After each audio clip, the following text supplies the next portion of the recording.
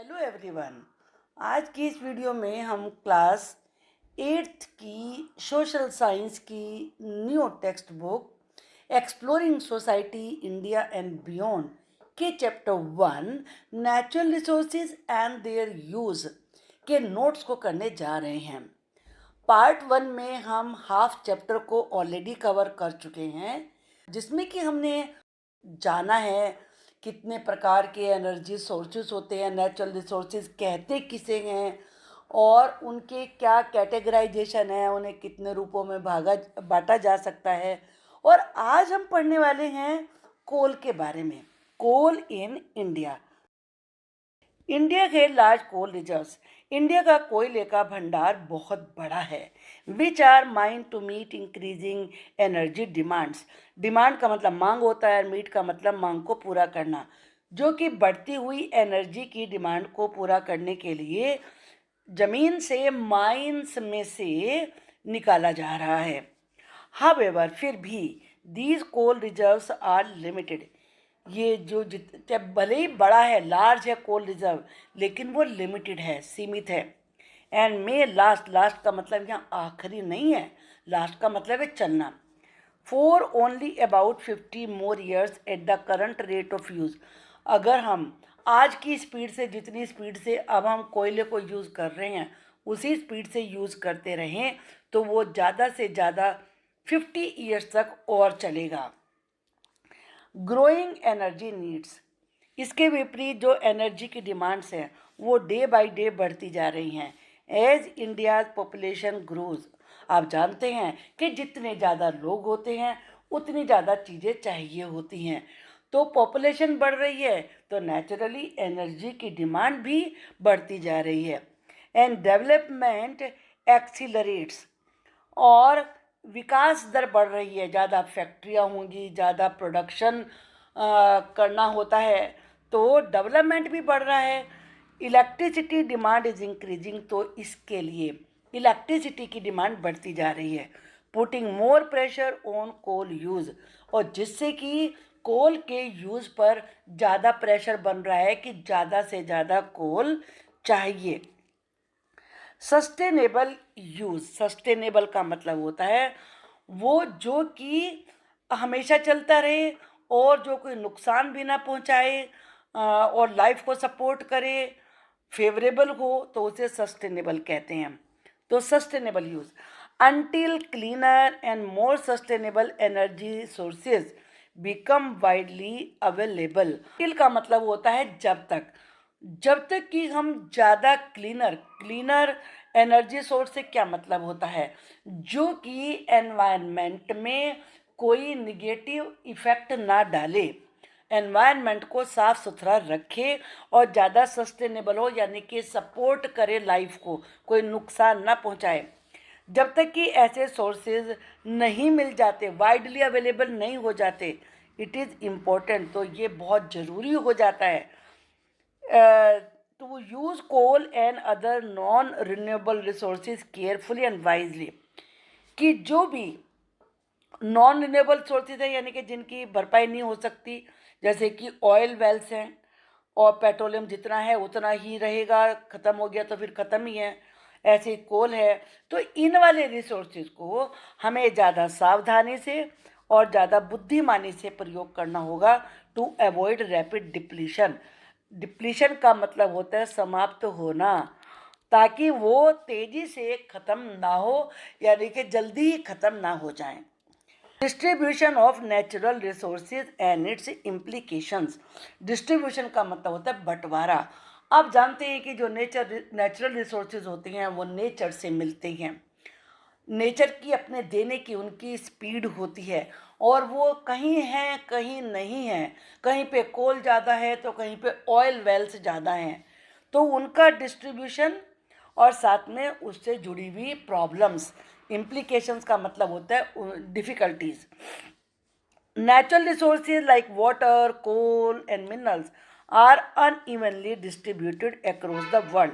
पूरी दुनिया भर में जितने भी नेचुरल रिसोर्सेज हैं, जैसे कि वाटर, कोयला, मिनरल्स, ये इनका बंटवारा बहुत ही ज़्यादा असमान है। अनइवनली का मतलब होता है अनईक्वल, मैंने बताया जैसे कि कुछ कंट्रीज़ में ऑयल वेल्स हैं और कुछ में बिल्कुल भी नहीं है, कहीं पे वाटर बहुत ज़्यादा है, कहीं पे नहीं है, तो अनइवन है इनका डिस्ट्रीब्यूशन।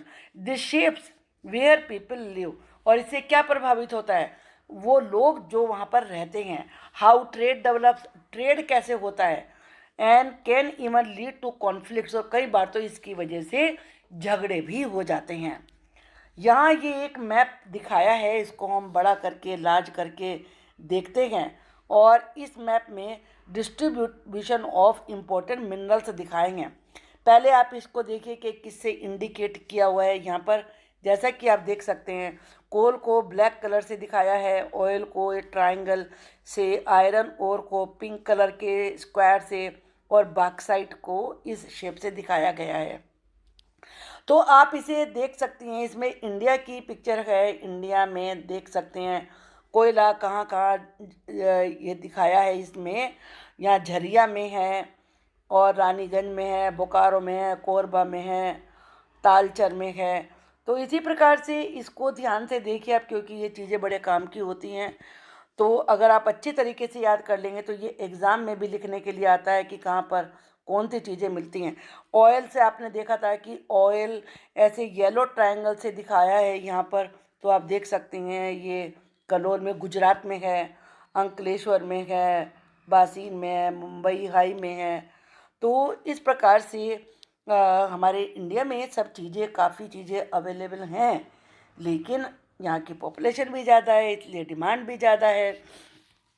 चलिए आगे देखते हैं। Uneven distribution of resources, resources are not found equally everywhere on earth. Earth पर या फिर कंट्रीज़ में जितने भी रिसोर्सेज हैं वो समान रूप से नहीं पाए जाते। Some areas have more resources, कुछ एरियाज में रिसोर्सेज ज़्यादा हैं, जैसे झारखंड में कोल ज़्यादा है, वाइल अदर्स हैव लेस, जबकि दूसरों में कम है। एग्जाम्पल के लिए यहाँ पर दिखाया गया है कि oil is abundant in some countries, कि जो ऑयल है, एबेंडेंट का मतलब होता है बहुत ज़्यादा मात्रा में, प्रचुर मात्रा में। कुछ कंट्रीज़ में काफ़ी मात्रा में है, स्केर्स का मतलब होता है कम, इसका मतलब कम, और इसका मतलब होता है अधिक।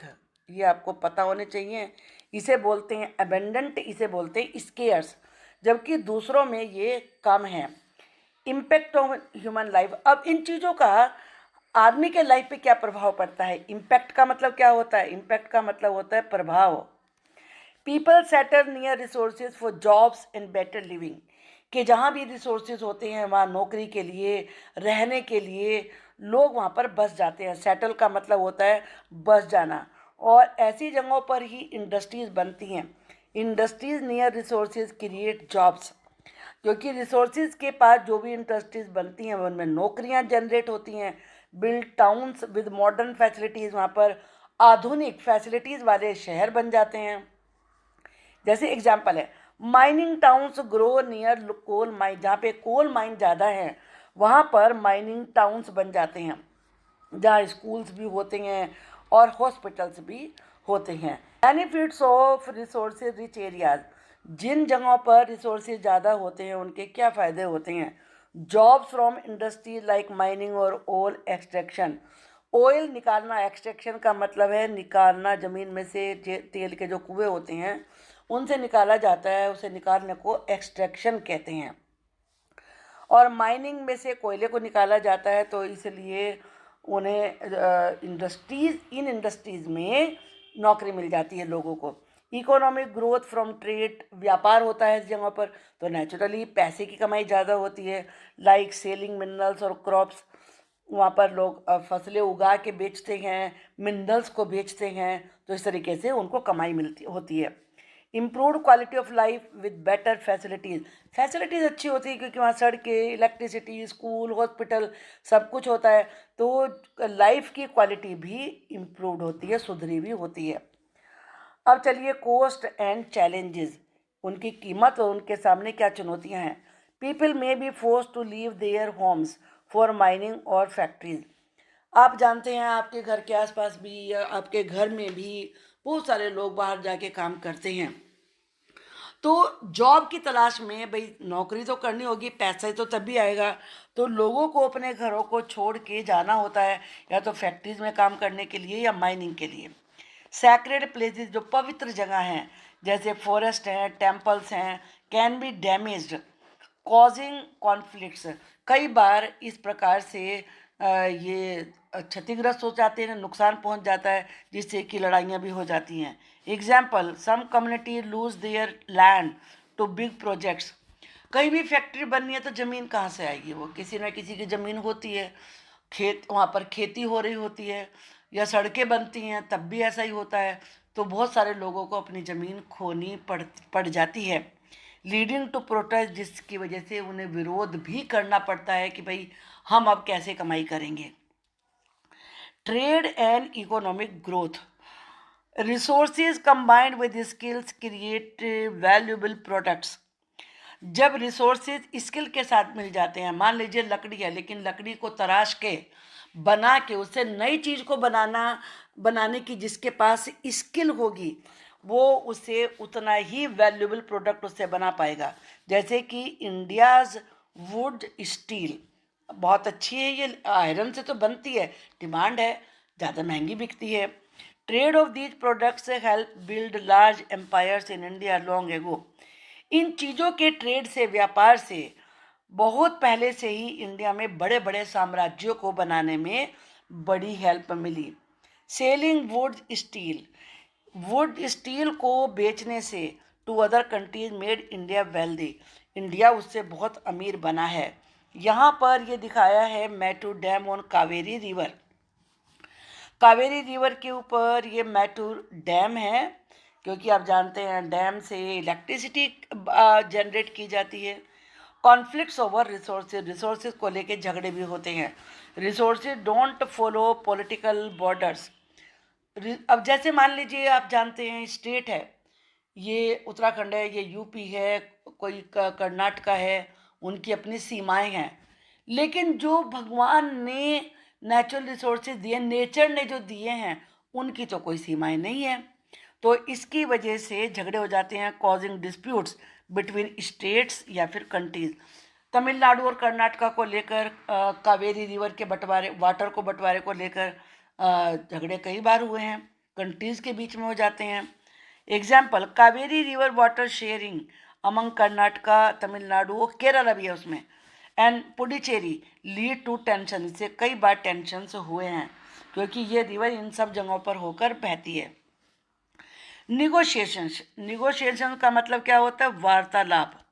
भाई बातचीत से ही किसी भी चीज़ का हल निकाला जा सकता है, तो निगोशिएशंस होती हैं। Fair management are needed to keep peace. शांति बनाए रखने के लिए वार्तालाप होती है, और उनको सही प्रकार से न्यायपूर्ण तरीके से मैनेज किया जाए, उससे सब बातें सुलझ जाती हैं।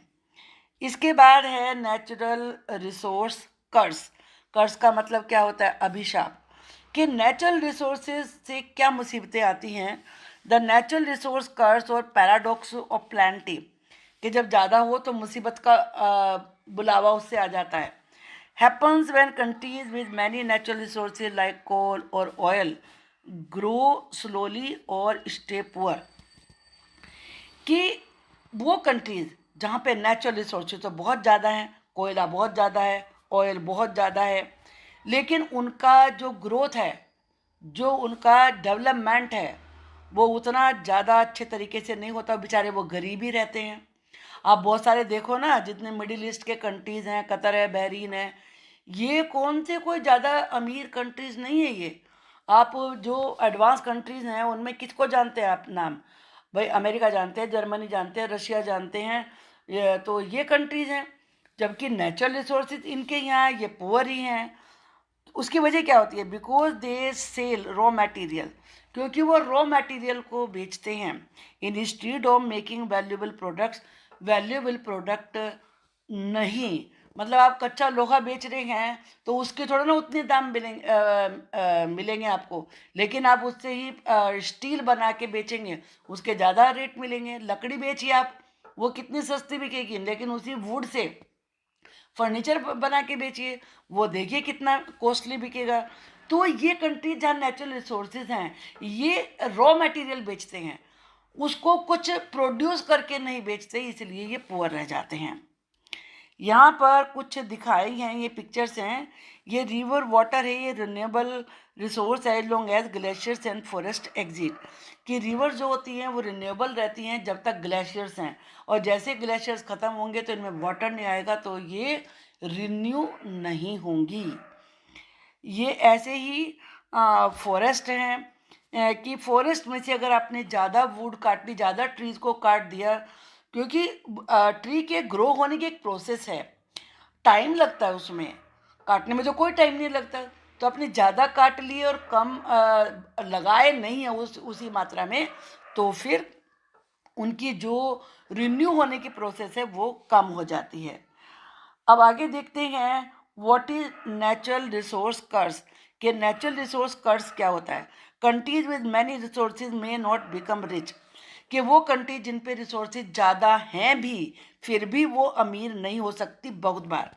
दे ग्रो स्लोली, वो धीरे धीरे ग्रो करती हैं, because they focus on selling raw material, क्योंकि वो रॉ मटेरियल जैसा ज़मीन में से निकल रहा है वैसे ही बेचते हैं, उसे फाइन बना के नहीं, जैसे कि कोल है, मिनरल्स हैं। इंस्टीड ऑफ मेकिंग प्रोडक्ट, उनका कोई नया प्रोडक्ट नहीं बनाती, जैसे कि उससे आयरन से स्टील बनता है, मशीनें बनती हैं, तो इसलिए वो ज़्यादा उनकी कमाई इनकम नहीं हो पाती है। एग्जाम्पल है सेलिंग रो कॉटन।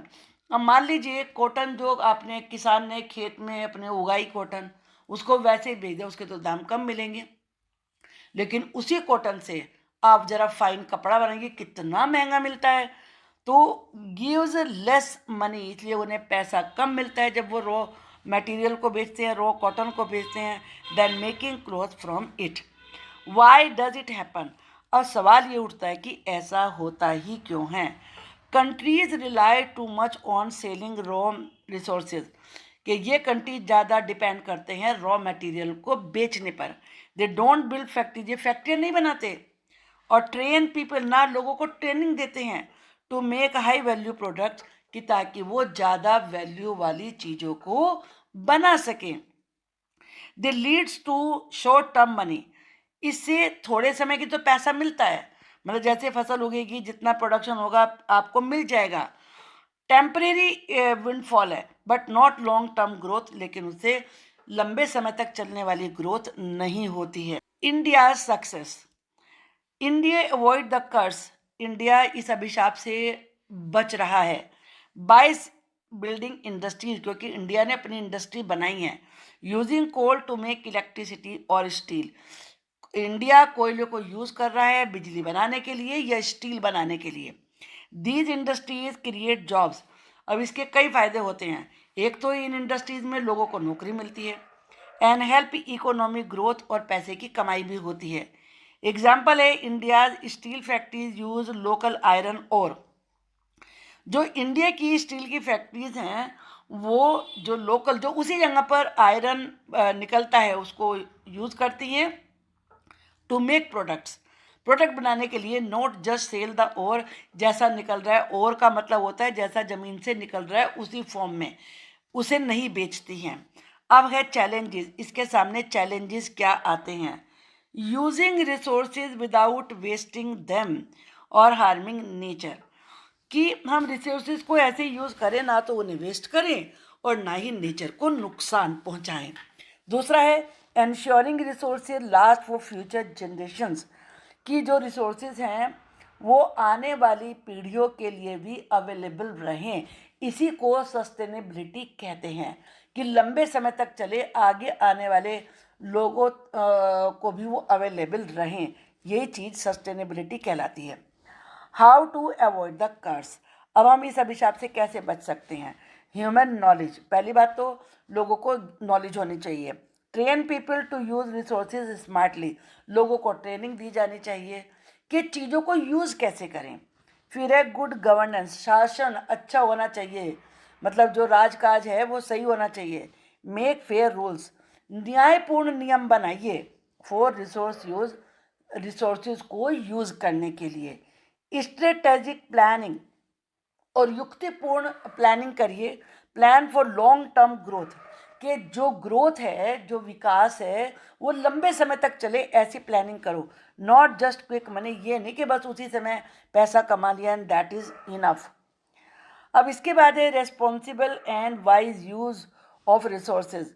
रिसोर्सेज का जिम्मेदारी पूर्ण तरीके से, बुद्धिमानी पूर्ण तरीके से यूज करना।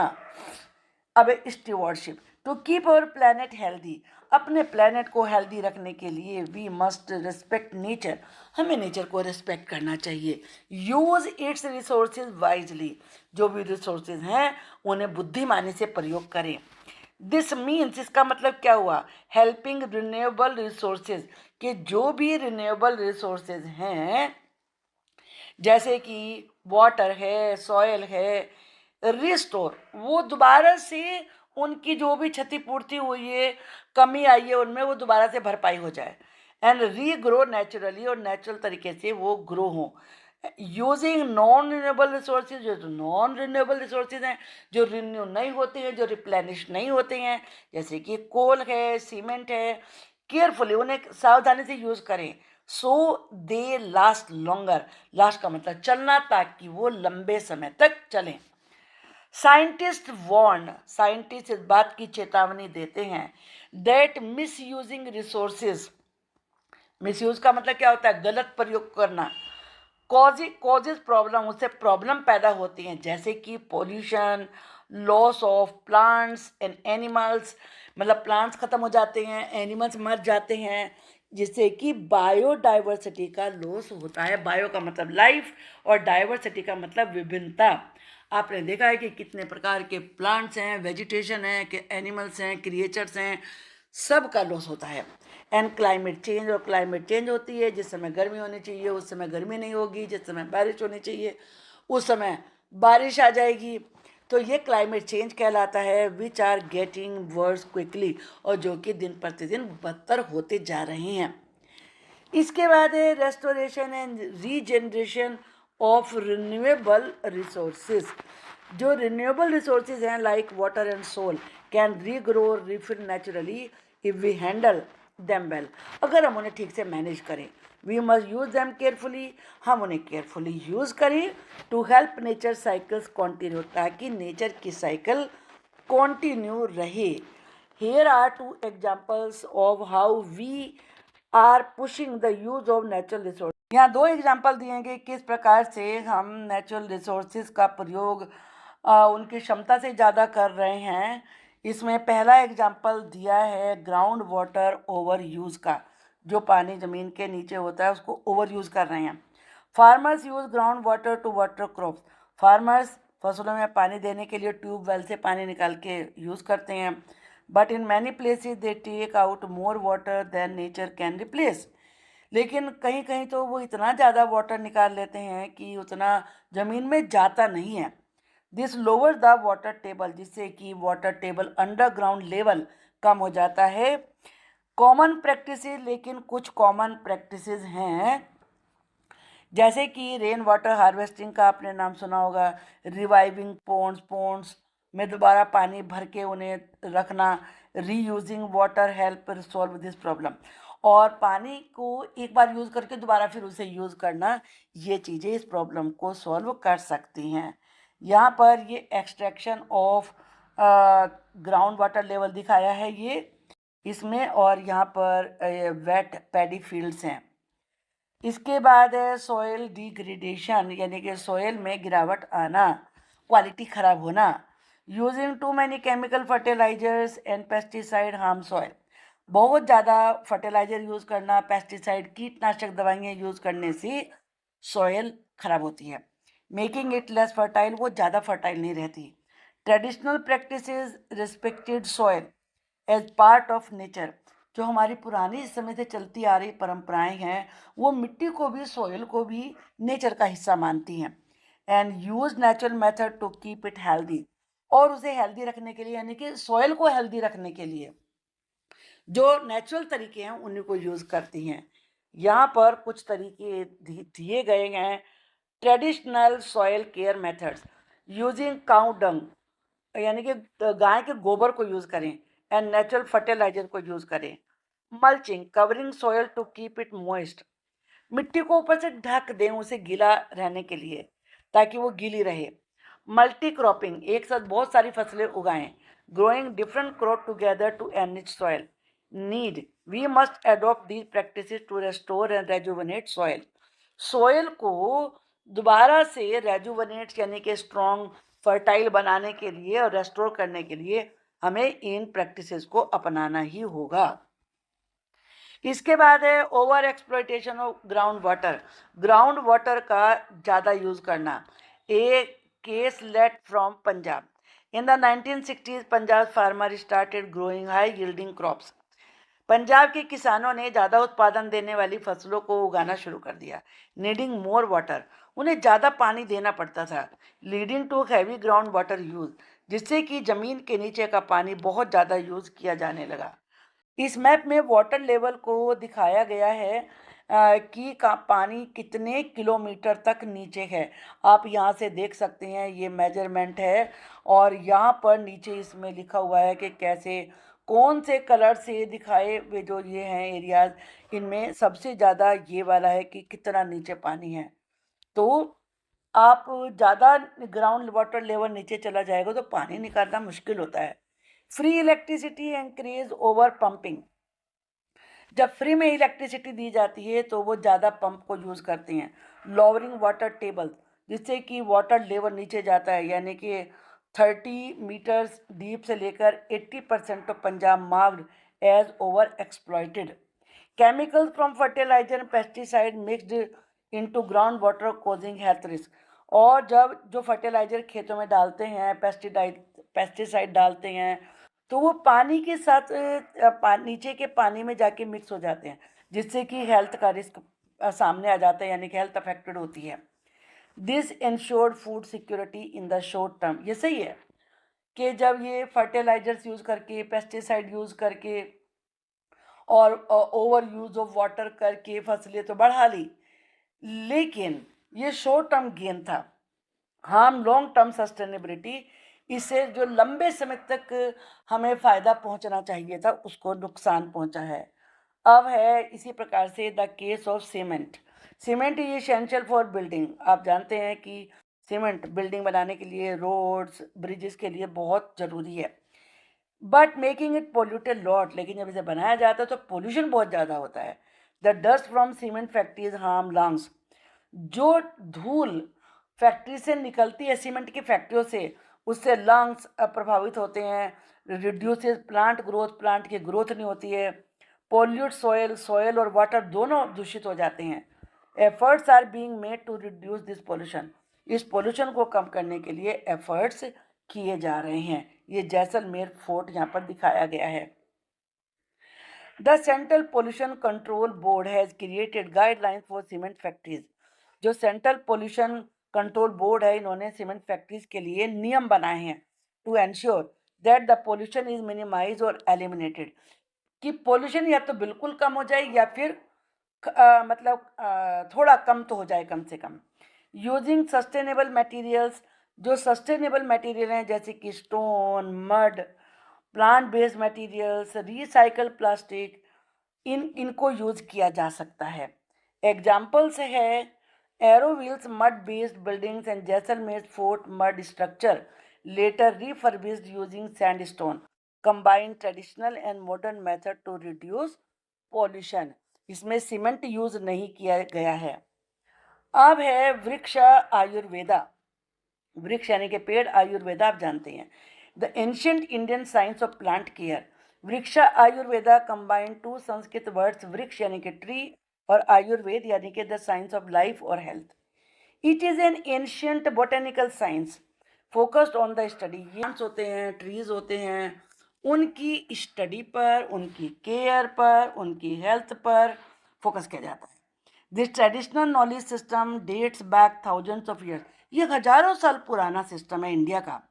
Was formalize in text like Surapala's Vriksha Ayurveda. Surpala की एक किताब है वृक्ष आयुर्वेदा, उस बुक में लिखा हुआ है around the 10th century CE। Key aspects, अब चलिए की पॉइंट देख लेते हैं जरा इसके लेसन के। Plant soil relationship, advises which plant grows best on specific soil types. अब है seed management, details how to collect, preserve and prepare seed before planting. Next है irrigation practices, describes watering method tailored to different plants, their growth stages and seasonal needs. इसके बाद है pest control, recommends natural pest repellents and companion planting, growing certain plant together to protect each other. Sustainable agriculture promotes crop rotation and mixed cropping to keep soil healthy and fertile. Next है soil care. Suggest proper plowing techniques to conserve soil moisture and support beneficial soil organisms like fungi, bacteria and earthworms. इसके बाद है overall importance. Vriksha Ayurveda advocate natural eco friendly farming, gardening method that maintain and improve soil and plant health sustainably, reflecting deep ecological wisdom from ancient India. A case led from Sikkim. चलिए सिक्किम से इस एक case study यहाँ पर दी है. Pema's family farm in Sikkim face low crop yields. Yields का मतलब उत्पादन, कम उत्पादन हो रहा था. Debts from costly chemical fertilisers, जो महंगे महंगे केमिकल फर्टिलाइजर से उनसे कर्जा बढ़ रहा था. They switch to organic farming. अब उन्होंने ऑर्गेनिक फार्मिंग यानी कि जो नेचर से चीज़ें मिलती हैं. Which was hard at first, शुरू में तो मुश्किल था बट लेड टू सक्सेस, लेकिन बाद में बड़ी सक्सेस मिली. The family switch to compost. Family ने जो गोबर से, प्लांट से, लीव से खाद बनती है उसको अपनाया. प्रिपेयर नेचुरल पेस्ट रिपेलेंट्स, और कीटों को भगाने के लिए नेचर से बनाई हुई चीज़ों को यूज़ किया जैसे कि neem and garlic, and started growing multiple crops across the year. After about 5 years Pema's farm was thriving. जो पेमा का फार्म था वो तो फलने फूलने लगा. और सिक्किम सबसे पहला स्टेट है इंडिया का जो पूर्णतया ऑर्गेनिक है. Sikkim's organic journey. In 2016, Sikkim became 100% organic, boosting biodiversity. More insect and birds returned. ज़्यादा बर्ड्स लौट के आए. टूरिज्म को बढ़ावा मिला. Visitors came to see organic farming. Farmers की इनकम बढ़ गई है अब by 20% on average. Sikkim is now a global model for sustainable farming. Responsible and judicious use of resources. Non-renewable resources like coal and cement cannot be replaced quickly. इन्हें जल्दी से replace नहीं किया जा सकता.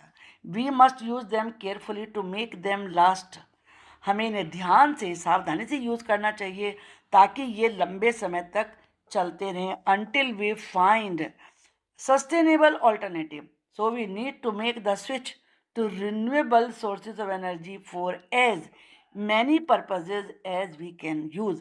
जितने ज़्यादा कामों में हम रिन्यूएबल रिसोर्सेज को यूज़ कर सकते हैं एनर्जी के, उतनों में यूज़ करें. ये सैटेलाइट इमेज है one of the largest solar parks in the world located in Rajasthan. यहाँ ये सोलर पैनल्स लगे हुए हैं. Rajasthan Bhadla solar park one of the world largest solar park से ये प्रोड्यूसेस इनफ इलेक्ट्रिसिटी फॉर मतलब 15% of Rajasthan needs. Shows how switching to solar energy helps save non renewable sources. इससे non renewable sources की बचत काफ़ी मात्रा में हो रही है. The international solar alliance ISA, India leadership in renewable energy. The International Solar Alliance is a group of countries. ये ऐसी कंट्रीज का ग्रुप है that get loads of sunlight, जहाँ बहुत ज़्यादा धूप आती है. It was launched in 2015 by India and France. The aim is for these sunshine rich nations to work together. और इनका उद्देश्य क्या था जिनमें ज़्यादा धूप आती है कि ये मिल के काम करें. किस लिए काम करें? To use solar power for a cleaner greener future. ये यहाँ पर सोलर फार्म दिखाया है कर्नाटका का. Why was ISA created. अब ISA की को बनाया ही क्यों गया था? To bring together countries with plenty of sunshine, कि जहाँ पर बहुत सारी धूप है उन कंट्रीज को साथ लाया जाए। प्लेंटी का मतलब ज़्यादा, much. To encourage the use of solar energy, solar energy के यूज को बढ़ावा दिया जाए instead of polluting fossil fuels. To help countries share technology, countries आपस में टेक्नोलॉजी को, आइडियाज़ को, रिसोर्सेज को, जो भी सोलर प्रोजेक्ट से संबंधित हैं उन्हें आपस में शेयर करें। अब इसमें इंडिया का रोल क्या है? India is a leader and founding member of ISA. It has helped raise billions of dollars for solar projects in developing countries. कितने ही मतलब बिलियंस ऑफ डॉलर्स इकट्ठे करने में जो डेवलपिंग कंट्रीज हैं उसमें हेल्प करी है। India shares it technical know how and creates affordable ways for other countries to get solar technology. India करता क्या है? टेक्नोलॉजी दूसरों को देता है, बताता है कि वो कैसे कर सकते हैं सोलर टेक्नोलॉजी को यूज़ करने के लिए। The Bhadla Solar Park in Rajasthan is one of the world's largest solar parks and shows how India is switching from coal and oil to clean solar energy. Importance for India in the world. World के लिए और India के लिए इसकी importance क्या है? Environmental responsibility है, using solar power reduces pollution and protect the environment. दूसरा इकोनॉमिक अपॉर्चुनिटी भी है, पैसे ही कमाई होती है। Solar power can create jobs, provide cheaper and reliable electricity and reduce the dependence on expensive import like oil.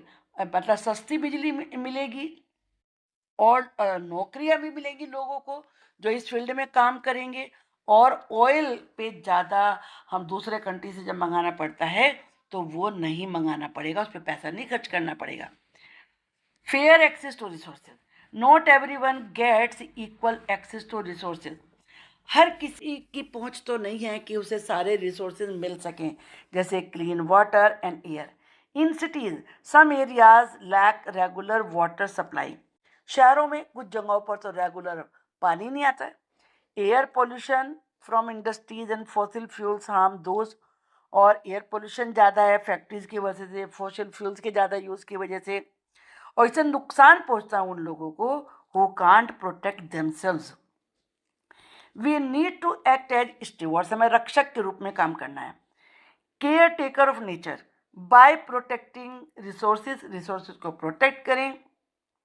Ensuring everyone has fair access to things like clean water and air. The Bhagavad Gita teaches लोक संग्रह, which means जिसका मतलब क्या होता है?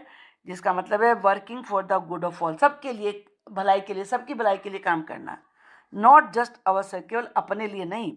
This idea encourages us to use resources thoughtfully for a better future.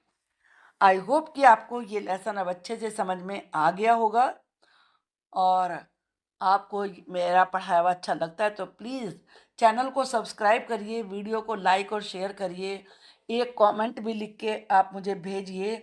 इससे मेरी video ज़्यादा लोगों तक पहुंच पाएगी, and really I will be very thankful to you. Thanks a lot.